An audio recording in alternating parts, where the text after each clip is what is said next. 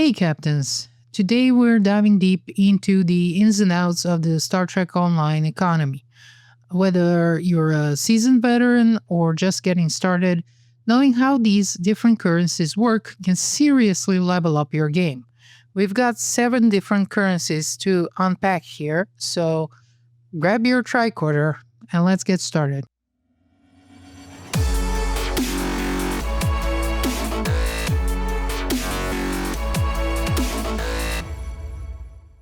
Okay, so first up, let's talk about the bread and butter of this economy. We're talking about energy credits or EC. Think of EC as your universal space wallet. You'll be earning and spending EC on just about everything, like ships, weapons, gadgets, cosmetic upgrades, etc., etc. If you are a total beginner, the easiest way to start is simple.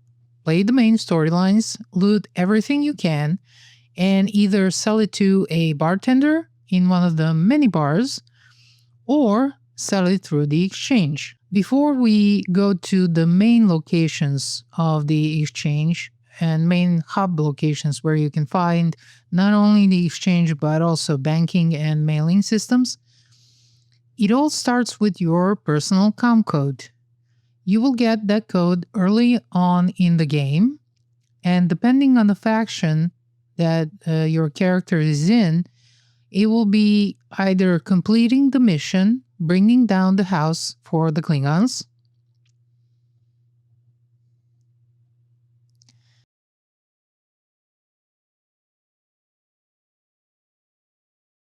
the Helix for Romulans,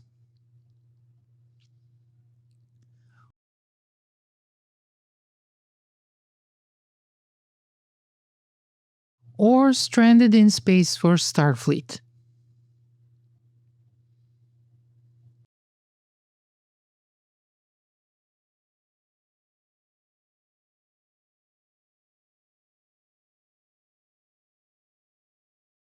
Once you got that, you can call your designated ship, like you can see here, which gives you access to your store, your bank, and exchange. Just remember, this only works in sector space.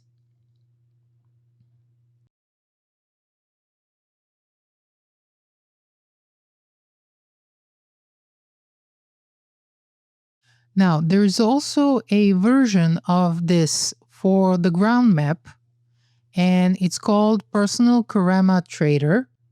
That is one of the rewards you can pick up for completing episode The Search. That episode is later on in the game in the Gamma Quadrant arc.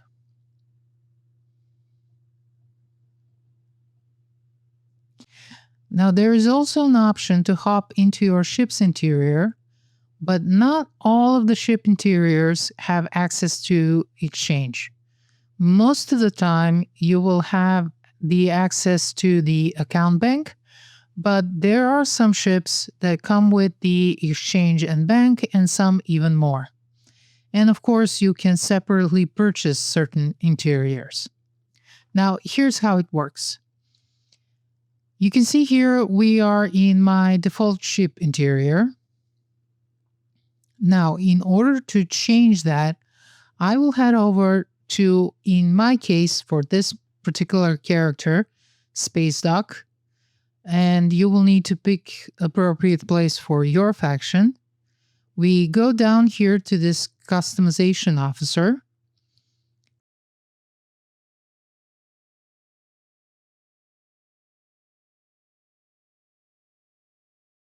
We'll pull up the ship appearance menu and choose a new look. So here you can see there are some interiors that you can purchase separately. Some of them you will be getting by purchasing certain ships. And for this purpose, I'll pick the Ferengi ship, the Cora interior. I'll apply it here. And once applied, not only do I get a fresh look, but this interior comes with a bank, an exchange, and even a Dabo table. So I don't have to swing by DS9 or the Rosanna station just for the game of Dabo.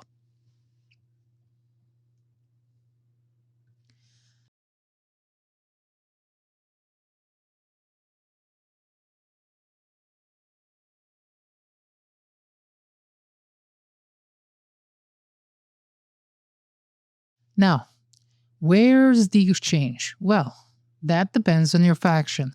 I'll be covering main locations here, but just so you know, there are many, many more places where you can access the exchange, the bank, and the mailing system. Now let's start with the Klingons. For Klingon players, the exchange is, of course, on Konos. Here's how you get there. After you exit the transporter room, we'll head right, and right here we'll take another right. At the end of that corridor, you'll find the exchange where you can also access your bank.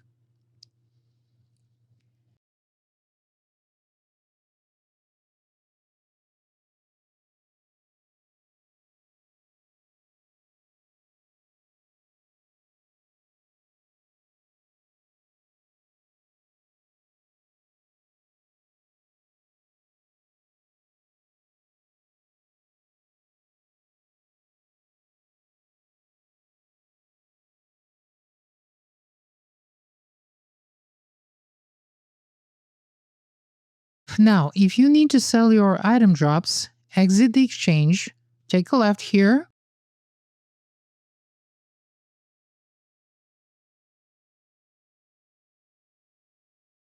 Now, here we're going to take a right and head straight to the bar.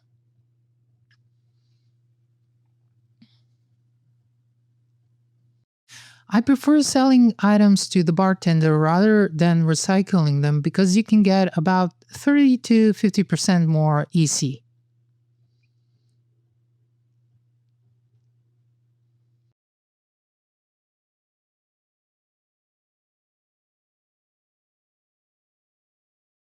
So let's see this in the game.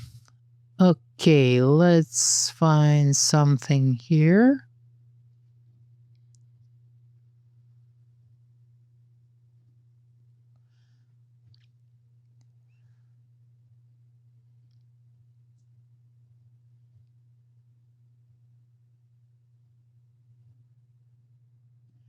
Okay, here we go. Recycling this Romulan Plasma Pulse Wave Assault Weapon will net me 4400 EC. Now let's try selling it to the bartender. Okay, let's find the same item here. And yeah, here it is. Selling that same item here will net me 5500 EC. So in this example, that's 25% more. And for the new players, every bit counts. And when you add it all up, it makes a difference. It really does make a huge difference. Okay, now let's go to the Starfleet. For Starfleet, head over to the Earth space dock. And the exchange is located to the left of the transporter pad, where you can also access the bank and the mail.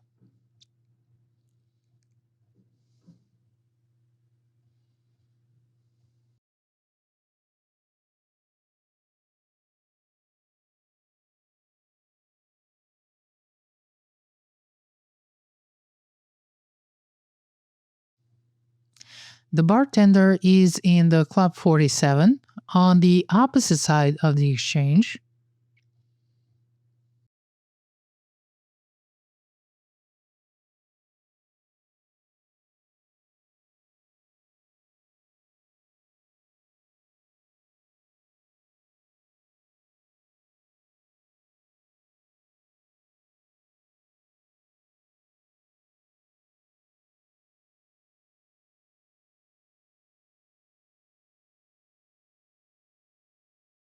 Just a heads up, be ready. The bartender, unlike other bartenders in other hubs, this one tends to move around a bit, so he may just walk away in the middle of your sale, which is fun. Now, Romulans can access their exchange and bank on New Romulus, or depending on your alliance, on either Kronos, if you are aligned with the Klingons, or the Earth Space Dock for Starfleet players. That also means that you can access exchange, banking, and mailing in other faction-specific places and hubs. So, Romulans, easiest way, you go to New Romulus Command, and from the transporter pad, you go straight down there, and on one side you'll see here is a bank, and the other side is exchange.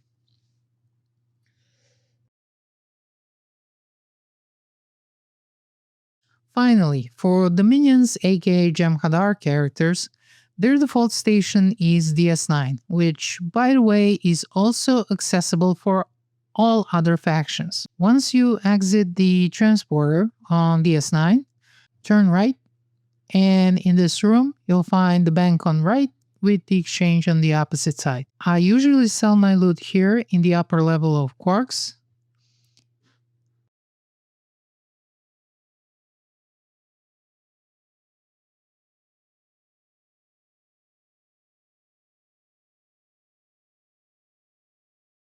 And the minion, just like Romulans, can also access their faction-specific stations.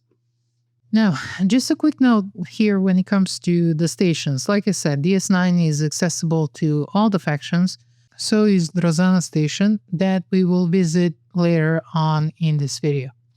Other ones that I have talked about are faction-specific. So, let's sell something here. Now, the first things first, you need to check whether your items are bound, either to your character or account, because bound items cannot be sold. Before you set a price on any item, simply just check its current value. Look at its rarity modifiers, and sometimes you'll get lucky. You can get a couple of million, sometimes more, sometimes less. Some people can really play the exchange really well, and it takes time.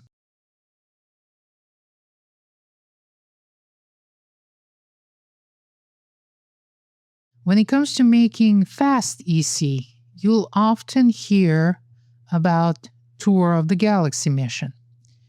It's an absolute EC goldmine, but there is always a but, isn't there? You will need to level up and upgrade your ship in order to actually start making some EC. In order to start the mission, open your mission journal, go to the Available Mission tab, and you can find Tour of the Galaxy mission there. Now, you can also interact with your faction-specific officer on the ground, but I don't recommend that because as soon as you accept the mission, the clock starts and you basically have 15 minutes to visit specific locations in that time.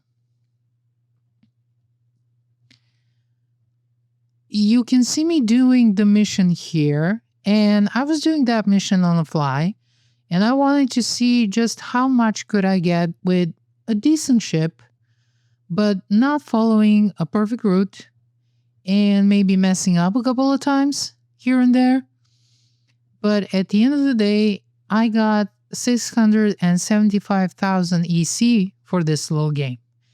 It's not bad at all.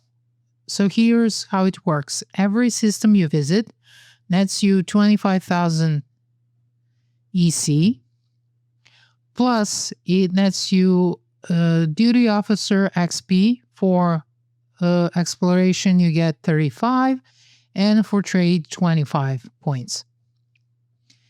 To max out at 1.5 million EC, you'll want to build your ship for speed. There are some awesome guides out there, and personally I found this MC Stu's video really informative, and he will walk you through it. Now, another way to make some EC is that once you hit level 50 in R&D, crafting becomes an option. Although it's not the big EC earner it used to be, it can still earn you some EC. And sometimes it can actually earn you some really nice EC. You might want to check Spencer's, aka Casual SAB's video on Advanced R&D Crafting Guide. Or maybe if you want to go nitty-gritty into the crafting, Sir Nigel Cogg's gaming channel for some in-depth videos. Now, for the beginners, running patrols is a great way to pick up extra items to sell. Usually, you will hear more experienced players talk about these patrols in the context of earning experience or leveling up your ship. But I have found them extremely useful in the beginning on gathering resources, especially if you are a free-to-play player and a novice. You might want to check out this Nick NB's video for some cool tips on resource gathering as an inspiration to see what you will be able to do one day. And no, you will not be able to do this for a while. It takes a little bit of time. You know, Star Trek Online is a great game because actually it rewards patience, and the longer you play this game, the more great resources you will have. Now, you can see me here running one of these patrols. So there are two main patrols when it comes to resource gathering. Both of them are in the Age of Discovery patrol missions. One is Rescue and Search, or Search and Rescue, and the other one is the Ninth Rule. Now, I recommend if you have a really basic ship to start with the Ninth Rule. You can also get a lot more resources, but you're not going to get blown away 7.5 million times. You still will get blown away about 5 million times, but that's better than 7.5. And finally, TFO. TFO missions are your all-in-one resource package, delivering EC, Dilithium, XP, and both fleet and reputation marks. Normal and even advanced TFOs are beginner-friendly. For the elite ones, I will hold on to that for a while because you really need some high-end builds to be able to compete. The best way to farm for the resources when it comes to the TFOs is to go with the random TFOs. By playing randoms, you will get extra dilithium and reputation marks.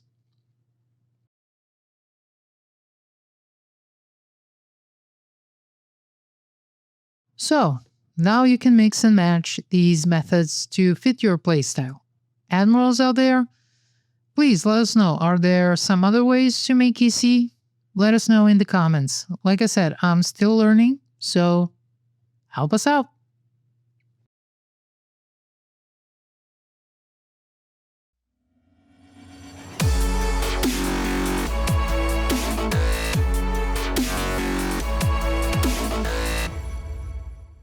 Next up is Dilithium, and it is a two-part deal. You can earn Dilithium ore by playing story missions and tackling various challenges. The twist: only refined Dilithium is useful. It's what you need for buying starships, high-end items, or even exchanging it for Zen. And here's the catch. There's a daily cap of refining 8,000 ore per day. You can refine additional 500 on the mining station, or if you have a lifetime subscription, 1,000 but every 48 hours with one of the officers designated for your faction. I'll be making a separate video for some of the ways you can do that. Now, many of the same methods for farming EC work here. So hit up random TFOs, join patrols, or participate in special events. Campaign events can net you 25,000 DIL for completing the event, and then both campaign and special events like story or anniversary events, after you claim the event prize, will also unlock the option of earning additional dilithium ore each day that you can continue participating in the content associated with the event. That usually starts at 8,000 dilithium ore for the first day's completion, and then scales up with each subsequent bonus completion that you achieve. The more you play, the more you continue to earn. There is also an option of asteroid mining. You can go here to Vluta asteroid field, and you'll see two options for mining: asteroid mining and rich dilithium mining. Both missions are daily missions, but for the rich dilithium mining option, you will need dilithium mining claim. These are obtained from lockboxes and are bound to your account. So you can move them between characters, but you cannot sell them on the exchange. The only difference is the amount of dilithium that you can earn and the time to do so.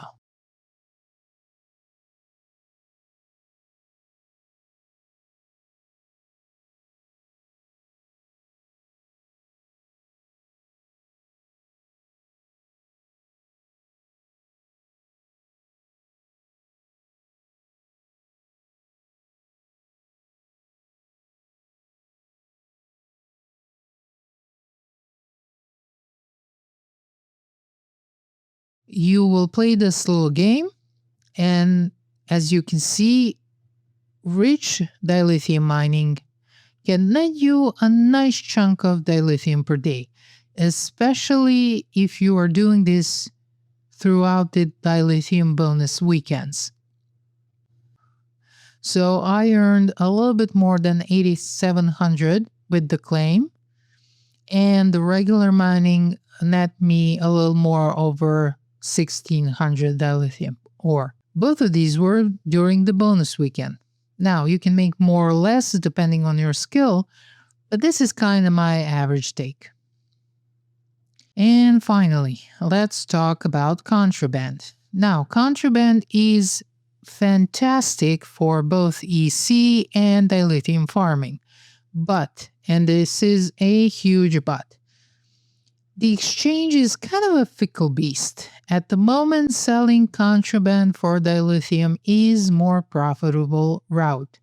So, how do we get our grubby little hands on this illicit loot? First, the basic method. Any faction can do this. You can get some contraband through the personal mission, confiscate contraband from the crew. Easy peasy, lemon squeezy? Is that how you say it?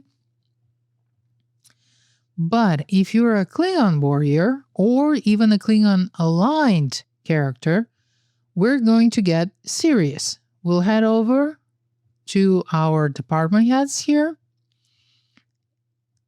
and then dive into the first officer assignments. Look for the assignments with at least 3 of those special item requirements. These are usually the key to triggering those sweet contraband drops.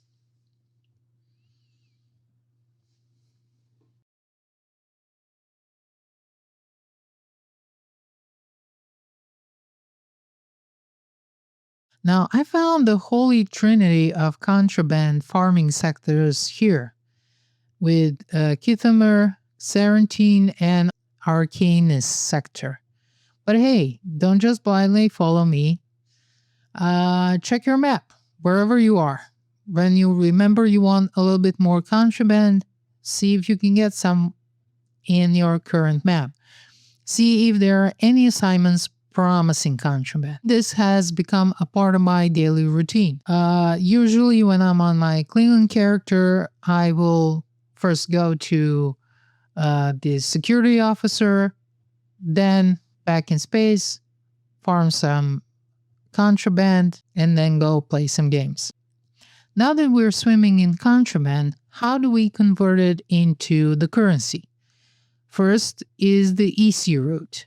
Simple, hit up the exchange, list them, and watch the credits roll in. As you can see, on the day I was recording this, one piece of contraband was going for around 44,000. Now, It used to be higher. It used to be closer to 65 to 70K. But hey, 44 is nothing to sneeze at, especially if you're a new player scraping together your first million. But what about Dilithium? For that, you'll need to find security officer. You can find them in main hubs. For example, Konos for Klingon faction, Starfleet players need to head to the Earth space dock. DS9 is for everyone.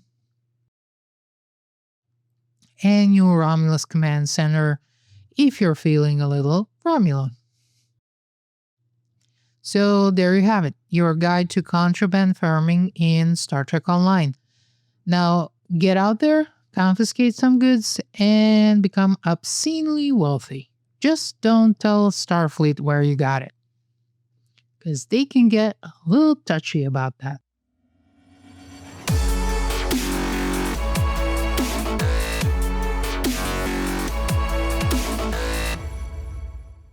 Now, let's talk about Zen. Zen is the premium currency of Star Trek Online. It's what you need for exclusive items from the Zen store. You can buy Zen directly with real money via the Arc Games website, or you can swap your refined dilithium on the dilithium exchange. Right now, they are at the maximum, and it's 500 dilithium per Zen. Plus, if you're a PC player with a lifetime subscription, you can get an extra 500 Zen every month. I'll be doing a separate video on those lifetime perks, so keep an eye out. You can also sell some of the items that you have purchased in the Zen store, the ones that are not bound to you on the exchange, and make some nice EC for them.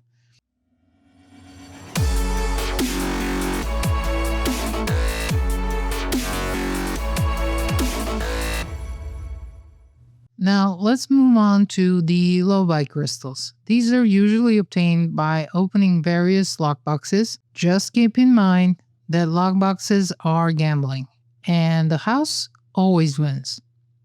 I would highly recommend for you to watch this Spencer's video on lockbox drop rates, and it will give you a good understanding about what lockboxes are, what are the rates, and what is more viable, opening the lockboxes or selling the keys. For me, it depends what I want to buy, and I kind of make my decision based on that. And again, every time we are talking about lockboxes, I will give out this warning that it is gambling, and please don't spend the money you don't have. Look, it's one thing if you just want to have fun and you do have resources that you can spend and get nothing, like buckets. And it's a completely different thing if you don't have that money. Please don't spend it on lockboxes. Like I said, having fun is one thing. If you can't afford it, don't do it. I unfortunately have seen people like spending $20. It doesn't seem much, but those are $20 that they didn't have to spend on nothing, right? So have fun with lockboxes. Don't ever feel pressured to like try to open them or get this or get that. A lot of the items from, well, all the items from lockboxes you can actually buy on the exchange. 90% of them are not, or 99%, or even 100%. I don't know, maybe some admirals in a comment section can tell us. I think none of the items from lockboxes are bound to your account. So if you really, really want something and you don't have the money to play with drop lockboxes, go to the exchange, save up, play the game, and get what you want. You can also earn Lobi from Infinity promotion packs or during the special event campaigns, and sometimes they even show up as a part of the Zen Store deals. A quick tip, Lobi Crystals are tied to your account and can only be transferred between characters via your account bank, so use them wisely. And if you're ever in doubt about an item, YouTube is your friend. There's probably a review video that can save you from a dud purchase. And yes, I'm talking from personal experience. Here's the beauty of this community. People love this game and they love things that drop in this game. So there is like 99.9% probability that no matter what you're interested in, someone at some point has made a video about it, talking about it, showing how it works, whether it's worth it or not. So check it out. And as soon as I started doing that, I actually saw my game improving because I wasn't spending, EC on stuff that it just is not good anymore for today's state of the game.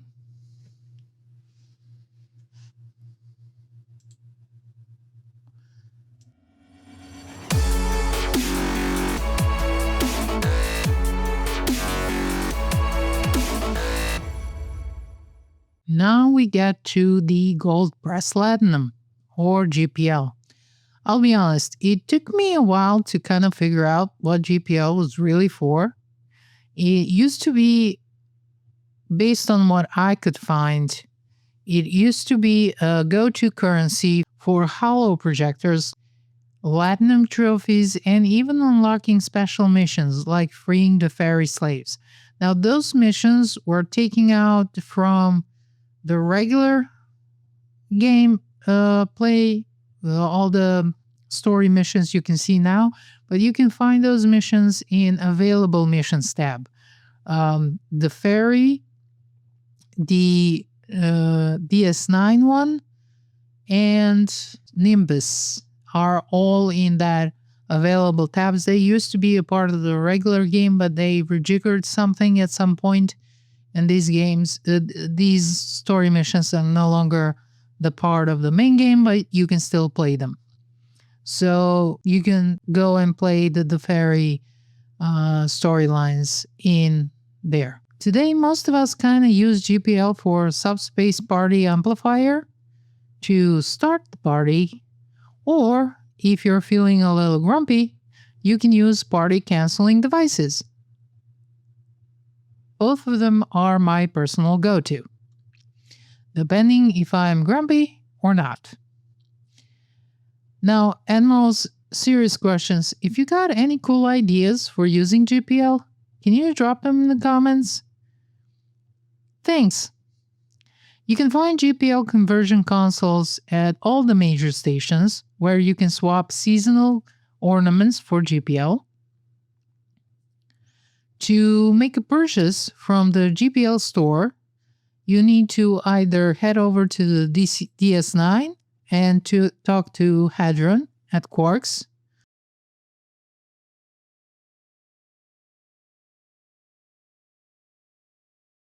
or you need to hit up Drozena station, where you can also find Ferengi Trader, through whom which you can open up a store and buy all this stuff.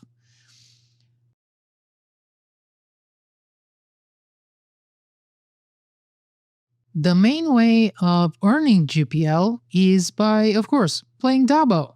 How else? Dabo tables you can find on both the Drozana Station and DS9, and you can also find them on Ferengi ships like the Korra. There is also a Ferengi Trader reward after finishing the episode Time in the Bottle, which is in the Iconian arc. And if you have this trader slotted in your active roster, his ability gives you 1 gold plus Latinum for every enemy defeated on ground maps. So, there's that.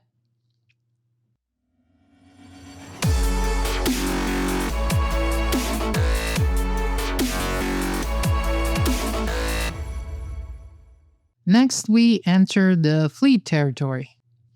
Fleet marks are earned by contributing to your fleet's projects, think like star bases and embassies.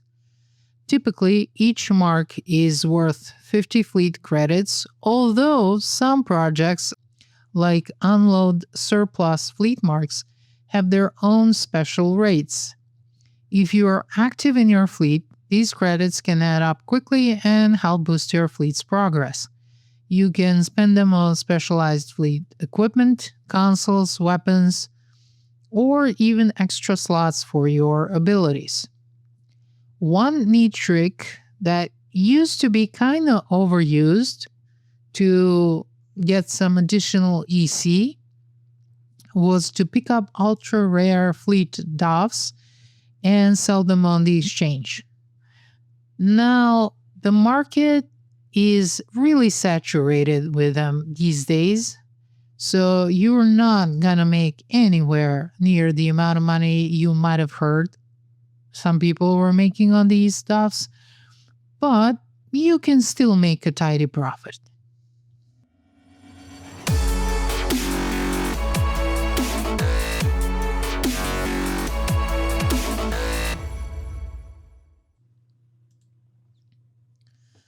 Last but not least, we have reputation marks. Once your character hits level 50, the reputation system kicks in. Whether you're improving Task Force, Omega, the Terran Empire, Discovery, or any other faction, these marks will help you climb the rep tiers, unlocking exclusive sets, traits, and unique gear along the way. You earn reputation marks by playing TFO missions. And if you opt for random TFOs, you might even snag an extra rep marks and dilithium.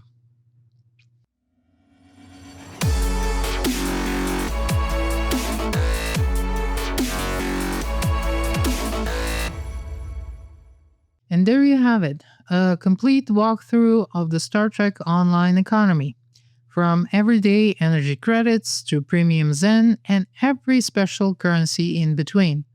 Understanding these systems can really transform your gameplay. So, captains, let me know in the comments what strategies do you use to maximize your earnings, or if I missed any details. I probably did, but I'm always learning. So, hit that like button, subscribe, and share for more in-depth guides like this. And I leave you with the Vulcan goodbye. Live long and prosper.